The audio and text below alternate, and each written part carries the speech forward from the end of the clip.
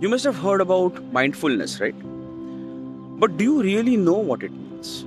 Mindfulness is about being fully in the moment at that time. It's a technique to be in the present. For example, it means focusing entirely on what you're doing right now, which is listening to me. But it's also about your technique, your movement when you're playing the game.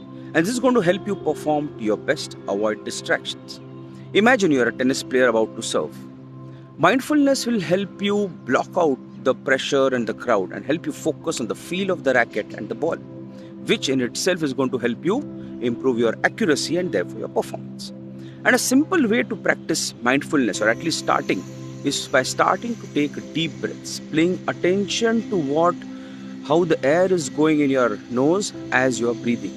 And this will help you get that clarity and confidence. Of course, like anything, this has to be practiced and learned the right way. Remember, it's always important that you train your mind the way you train your body and skills.